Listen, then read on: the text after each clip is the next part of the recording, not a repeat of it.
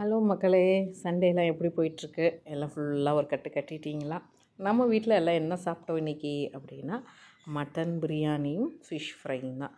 என்னப்பா வித்தியாசமான காம்பினேஷன் அப்படின்னா, கொஞ்சம் வித்தியாசமாக தான் ஆயிடுச்சு. யூஸ்வலாக சிக்கனே செஞ்சு போர் அடிச்சிடுச்சு. ஏன்னா இன்றைக்கி ஜூஸியான நல்லா ஃப்ளஷ்ஷாக இருக்கிற மட்டன் கிடச்சிதுன்னு சொல்லி மட்டன் பிரியாணி செஞ்சாச்சு.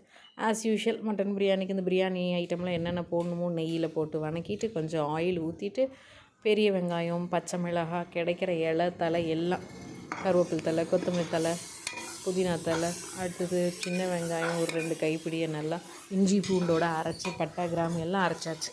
ஃபுல்லாக அந்த மசாலாவில் இந்த ஸ்மெல் போகிற அளவுக்கு வணக்கி விட்டுட்டோம். வணக்கி விட்டதும் இன்றைக்கி நான் பண்ண ஒரே மிஸ்டேக், தக்காளி நல்லா குண்டு குண்டாக கட் பண்ணி போட்டேன் பொறுமையில். ஸோ அது கொஞ்சம் அப்படியே பிளெண்ட் ஆகிறதுக்கு லேட் ஆச்சு. பட் அந்த மசாலா பச்சை வாசம் போகிறதுக்கும் தக்காளி நல்லா சுருண்டு வர்றதுக்கும் கரெக்டாக இருந்துச்சு. தென் வேக வச்ச மட்டனை தூக்கி இதுக்குள்ளேயே போட்டு, ஏன்னா அப்போ தான் மசாலா கொஞ்சம் இறங்கும், அப்படி போட்டுட்டு அப்படியே கொஞ்சம் மட்டன் மசாலா பொடி ஒரு 1.5 ஸ்பூன் அப்படி கலக்கிக்கிட்டோம். ஏன்னா போட்டிருக்க பச்சை மிளகாவும் நம்ம சின்ன வெங்காயம் அரைக்கும் போது 2 வரமிளகாவும் போட்டுட்டோம். இருந்தாலும் கொஞ்சம் இது மட்டன் ஸ்மெல் நல்லா இருக்கட்டுமேனு மட்டன் மசாலாவும் போட்டாச்சு. அப்போ தான் ஒரு ஞாபகம் வந்துச்சு, ஆஹா நம்ம ஆனியன் ரைத்தா ரெடி பண்ணலையே, சப்போஸ் காரமாக போயிடுச்சுன்னா அப்படின்னு சொல்லி ஆனியனை கட் பண்ணி தயிரில் போட்டாச்சு. ஏன்னா இது ஊறுறதுக்கும் பிரியாணி ரெடியாகி விசில்லாம் அடங்கி நம்ம சர்வ் பண்ணுறக்கும் கரெக்டாக பிளெண்ட் ஆகிடும் அப்படின்னு ஒரு பிளானில் நல்லா பண்ணியாச்சு. இதுக்கப்புறம் கேர்டு கலப்பாங்களே, சரி நம்மளும் 2 ஸ்பூன் கேர்டு கலக்கிடுவோன்னு சொல்லி கேர்டு கலக்கிட்டு தென் கொஞ்சமாக உப்பெல்லாம் ஆட் பண்ணிவிட்டு நல்லா மட்டனை சிம்மில் வச்சு, ஆல்ரெடி நம்ம விசில் விட்டுட்டோம், இருந்தாலும் மசாலாவில் பிளெண்ட் ஆகட்டுமேன்னு சொல்லி சிம்மில் வச்சு ஆஃப் பண்ணியாச்சு.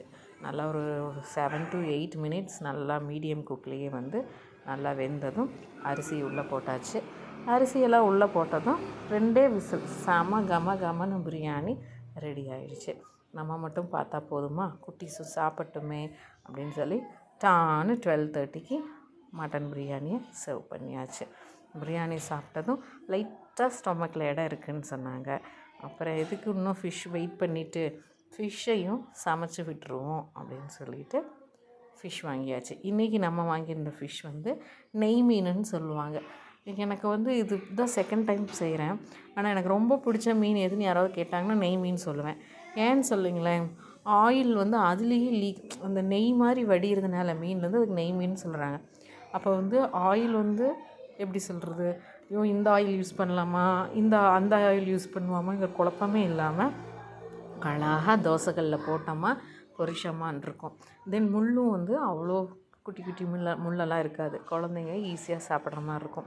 அப்புறம் 1 கிலோ மீன் மட்டும் வாங்கி நல்லா மசாலா, ரெடிமேட் மசாலா அந்த கடையில் கொடுத்ததே மீனை வாஷ் பண்ணதும் பூசி விட்டுட்டு ஒரு பெரிய பெரிய பிளேட்டில் நல்லா ட்ரை பண்ணியாச்சு. ஒரு 2 hours பக்கம் ட்ரை ஆகிருந்துச்சு. அழகாக பொரித்து குழந்தைங்களுக்கு கொடுத்தாச்சு.